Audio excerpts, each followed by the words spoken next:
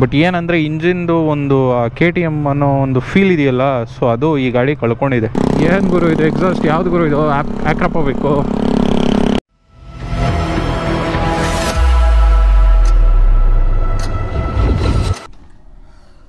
So hi hello ನಮಸ್ಕಾರ ಎಲ್ಲರಿಗೂ ಇನ್ನೊಂದು ವೀಡಿಯೋಗೆ ಸುಸ್ವಾಗತ.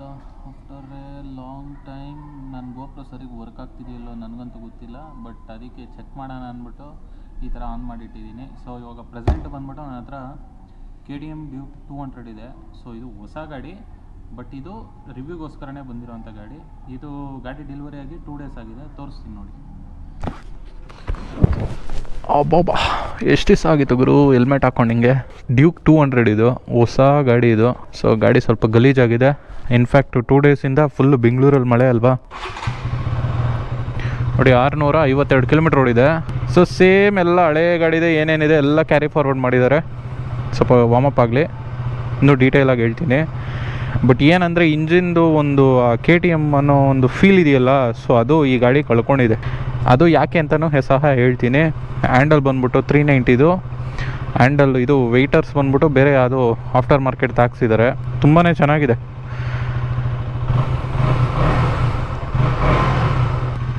ಸೊ ಕಾರ್ ಯಾವುದು ಅಂತ ಕೇಳ್ತಿದ್ರಲ್ಲ, ನಂದು ಇದೆ ನೋಡಿ, ರೆನಾಲ್ಡ್ಸ್ ಕಲಾ ಇದು.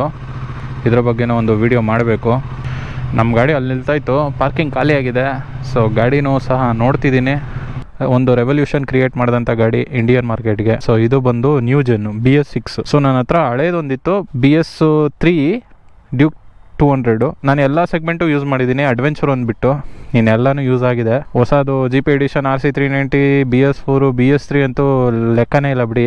ಒಂದು 2-3 ಗಾಡಿ ಚೇಂಜ್ ಮಾಡಿದ್ದೀನಿ. ಸೊ ಬನ್ನಿ ಟಾಪಿಕ್ ಬಂದ್ಬಿಡೋಣ. ಡ್ಯೂಕ್ 200 ಇದು ಇವಾಗ ಮಾರ್ಕೆಟಿಗೆ ಬಂದಿರೋ ಗಾಡಿ. BS6 2024 ಮಾಡಲ್ ಇದು. ಸೊ ಈ ಗಾಡಿ ಬಂದು ನನ್ನ ಫ್ರೆಂಡ್ದು. ಸೊ ಅವನು ಮನೆ ಹತ್ರ ಎಲ್ಲ ಓಡಾಡೋಕ್ಕೋಸ್ಕರ ಈ ಗಾಡಿ ತೊಗೊಂಡಿರೋದು. ಸೊ ಇನ್ನು ಈ ಗಾಡಿ ಬಗ್ಗೆ ಮಾತಾಡೋದಾದ್ರೆ ಬೇಜಾನಿದೆ, ಬೇಜಾನು ಇಲ್ಲ, ಏನೂ ಇಲ್ಲ, ಎಲ್ಲ ಹೊಸ್ದಾಗಿ ಮಾಡಿರೋದು. Gen 2 ಏನೇನಿದೆಯೋ ಎಲ್ಲ ಕ್ಯಾರಿ ಫಾರ್ವರ್ಡ್ ಮಾಡಿದ್ದಾರೆ. ಸೊ ಸಿಂಪಲ್ ಆಗಿ ಹೇಳ್ತೀನಿ, ಕ್ಯಾಥಲಿಕ್ ಕನ್ವರ್ಟರ್ ಕೆಳಗಡೆ ಬಂದಿದೆ, ಮೇಲ್ಗಡೆ ಹಳೆ ಗಾಡಿದು Gen 2ನಲ್ಲಿ ಏನಿತ್ತು ಅದನ್ನ ಕ್ಯಾರಿ ಮಾಡಿಲ್ಲ. ನಿಮ್ಗೆ ಈಟಿಂಗು ಅಷ್ಟೊಂದು ಆಗೋದಿಲ್ಲ. ಇನ್ನು ರೇಡಿಯೇಟ್ರು ಹಳೇದೇನೆ. ಹೊಸ್ದಾಗಿ ಬಂದ್ಬಿಟ್ಟು ಇದರಲ್ಲಿ ಫೀಚರ್ಸ್ ಆ್ಯಡ್ ಆನ್ ಆಗಿರೋದು super moto mode, normal road mode. ಈಗ ಸೂಪರ್ ಮೋಟೋ ಮೋಡ್ ಆನ್ ಆಗಿದೆ. ಇದನ್ನು ಆಫ್ ಮಾಡಬೇಕಂದ್ರೆ keep rest, release the button, road ಮೋಡಿಗೆ ಶಿಫ್ಟ್ ಆಗುತ್ತೆ. ಸೊ ಇದು 390 ಇದೆಯಲ್ಲ ಫೀಚರು, ಅದನ್ನು ಇದಕ್ಕೆ ಹಾಕಿದ್ದಾರೆ. ಅದು ಬಿಟ್ಟರೆ ಇನ್ನೆಲ್ಲ same to same. 13 litres fuel tank capacity, 199.50 cc engine. So ನನಗೆ ಈ ಗಾಡೀಲಿ ಬಿಲ್ಡ್ ಕ್ವಾಲಿಟಿ ಒಂದು ಇಷ್ಟ ಆಗಿಲ್ಲ. ಅದು ಬಿಟ್ಟರೆ ಮೈಲೇಜ್ ಎಲ್ಲ ನಿಮಗೆ ಬಂದ್ಬಿಟ್ಟು 134 ಬರುತ್ತೆ. ಈ ಹೊಸ ಗಾಡಿ ಬಂದ್ಬಿಟ್ಟು MRF ಟೈರ್ಸ್ ಕೊಡ್ತಿದ್ದಾರೆ ರೆವ್ಸು. ಸೊ ಇದೇನು ಅಷ್ಟು ಗ್ರಿಪ್ಪಿ ಇಲ್ಲ, ಸ್ವಲ್ಪ ಹಾರ್ಡ್ ಟೈರ್ ಇದು, ಅಪೋಲೋ ಥರ. ಅಷ್ಟೊಂದೇನು ಗ್ರಿಪ್ಪಿ ಆಗಿಲ್ಲ. ಸೊ ನೀವು ಯಾರಾದರೂ ಕನ್ಫ್ಯೂಷನಲ್ಲಿದ್ದು 200 cc ಸೆಗ್ಮೆಂಟ್ ಬೈಕ್ ತೊಗೊತಿದ್ದೀರಾ ಅಂದರೆ ನೀವು ಕಣ್ಣು ಮುಚ್ಕೊಂಡು NS 200 ತೊಗೊಳ್ಳಿ, ವ್ಯಾಲ್ಯೂ ಫಾರ್ ಮನಿ. ಇದಕ್ಕಿಂತ ಕಮ್ಮಿ ಬರುತ್ತೆ. ಸೀಟ್ ಬಂದ್ಬಿಟ್ಟು ಅಷ್ಟೊಂದು ಸಾಫ್ಟಾಗೇನಿಲ್ಲ, ಹಾರ್ಡರ್ ಸೈಡೇ ಇದೆ. ಸಸ್ಪೆನ್ಷನ್ನು ಸೇಮ್ ಅದೇ ರೀತಿಯೇ. ಆ ಸಸ್ಪೆನ್ಷನ್ನು ಸಹ ಚೇಂಜ್ ಮಾಡಿಲ್ಲ, ಅಡ್ಜಸ್ಟಬಲ್ ಇದೆ. ನೀವು ಸ್ಟಿಫ್ ಬೇಕಂದರೆ ಸ್ಟಿಫು, ಸಾಫ್ಟ್ ಬೇಕಂದರೆ ಸಾಫ್ಟು ಕನ್ವರ್ಟ್ ಮಾಡ್ಕೊಬೋದು. ಬನ್ನಿ ಇದನ್ನು ಓಡಿಸಿ ನೋಡೋಣ. ಫ್ಯೂಯಲ್ ರೇಂಜು ತೋರಿಸುತ್ತೆ ಇವಾಗ. ಎಲ್ಲ ಗಾಡಿಯಲ್ಲೂ ತೋರಿಸಿತ್ತು, ಬಟ್ ಇದರಲ್ಲಿ ಸ್ವಲ್ಪ ಜಾಸ್ತಿನೇ ತೋರಿಸ್ತಿದೆ. ಸೊ ಐಕಾನ್ಸ್ ಎಲ್ಲ ಸ್ವಲ್ಪ ದೊಡ್ಡದಾಗಿ ಮಾಡಿದ್ದಾರೆ.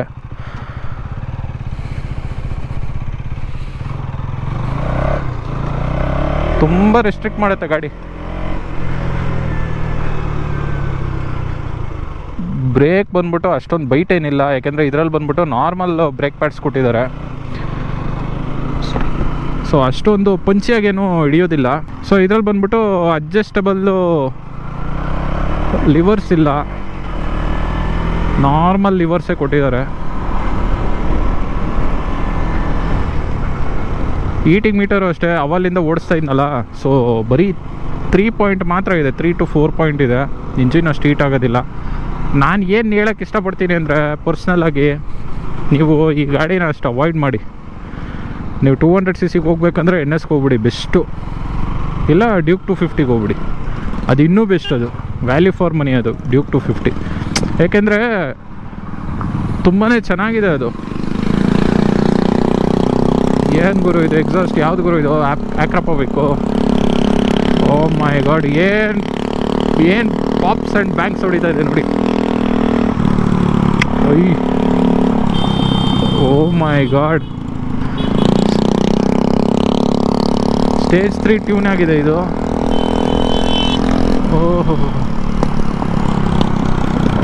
ಮೈ ಗಾಡ್. ಇರಲಿ ಬನ್ನಿ.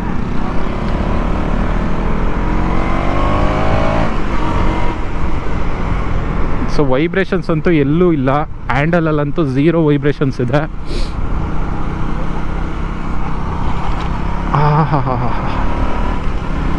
ನನಗೇನೋ ಗಾಡಿ KTM ಅಂತ ನಿಜವಾಗ್ಲೂ ಫೀಲೇ ಆಗ್ತಿಲ್ಲ, ಏನೋ ಒಂದು ಓಡಿಸ್ತಾ ಇದ್ದೀನಿಲ್ಲ ಅಂತ ಫೀಲ್ ಆಗ್ತಿದೆ. ಯಾಕೆಂದರೆ ನನ್ನ ಹತ್ರ ಒಂದು BS3 ಇತ್ತು ಬ್ಲ್ಯಾಕ್ ಕಲರು.